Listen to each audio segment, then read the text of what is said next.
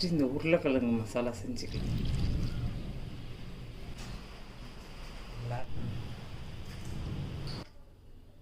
Hi friends, இன்றைக்கி பானிபூரி தான் பொரித்து அதுக்கான பானி எப்படி செய்கிறதுன்னு காமிக்கலாம். வாங்க பார்க்கலாம். நான் 2 உருளைக்கிழங்கு வேக வச்சு வச்சுருக்கேன். இதை உரித்து வச்சுக்கலாம். ஒரு வெங்காயத்தை சின்ன சின்னதாக கட் பண்ணி வச்சுக்கலாம். இந்த புதினா, கொத்தமல்லி, பச்சை மிளகாலாம் போட்டு தண்ணி ரெடி பண்ணி வச்சுக்கலாம். அதுக்கு முன்னாடி ஃபஸ்ட்டு இந்த புளியும் கொஞ்சம் பேரிச்சம்பழமும், இந்த புளி கொஞ்சம், அது கூட ஒரு 5-6 பேரிச்சம்பழம், கொஞ்சமாக தண்ணி வச்சு ஃபஸ்ட்டு இந்த உருளைக்கிழங்கு மசாலா செஞ்சுக்கலாம். அதுக்கு இந்த உருளைக்கிழங்கை உரித்து மசிச்சு வச்சுக்கலாம். இந்த உருளைக்கிழங்கு இப்படி மசிச்சுக்கலாம்.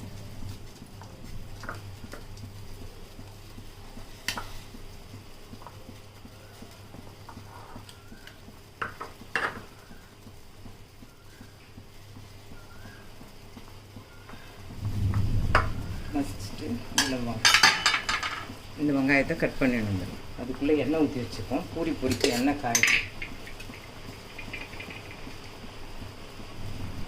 போதும். இது கொதிச்சு இதை ஆஃப் பண்ணிக்கலாம். ஆறட்டும், அப்புறம் அரைச்சிக்கலாம்.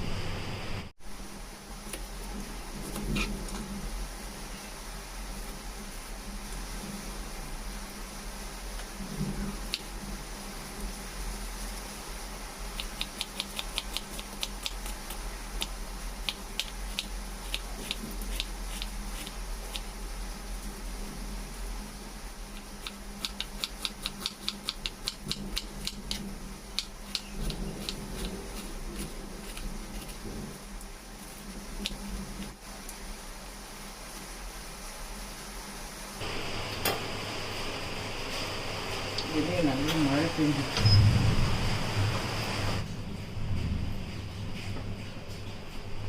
ஒரு வெங்காயம் கட் பண்ணி போட்டுக்கலாம். வெங்காயம், கொத்தமல்லி, சாட் மசாலா,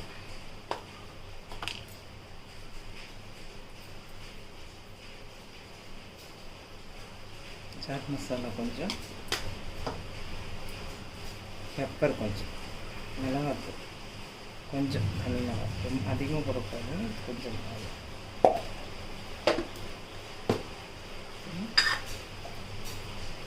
சால்ட்டு கொஞ்சம் போட்டு எல்லாத்தையும் கலந்து வச்சுக்கணும். ஒன்று ரெடி ஆயிடுச்சு. பானி செய்கிறதுக்கு ஒரு பிடி புதினா இலை, 2 பச்சை மிளகாய், கொஞ்சம் கொத்தமல்லி, ஒரு சின்ன துண்டு இஞ்சி, இதுலேயே லெமனையும் நம்ம பிழிஞ்சு விட்டுக்கலாம்.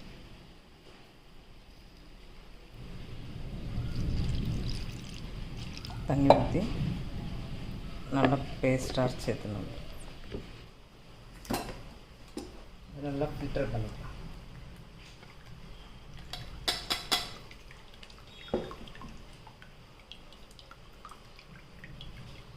இதுக்கு தேவையான அளவுக்கு சால்ட்டு போட்டு கொஞ்சமாக சாட் மசாலா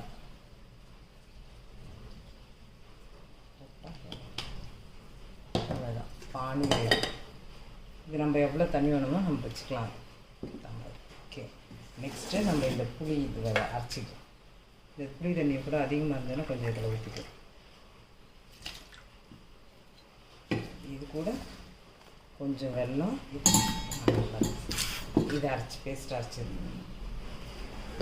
புளி பேஸ்ட்டும் அரைச்சாச்சு. இதை நம்ம ஒரு பவுலில் எடுத்து வச்சுக்கலாம். பவுல் வச்சு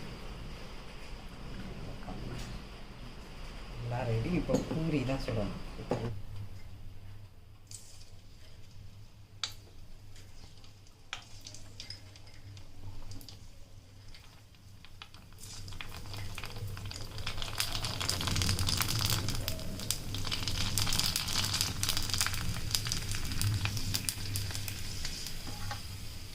சூப்பராக வந்துச்சு.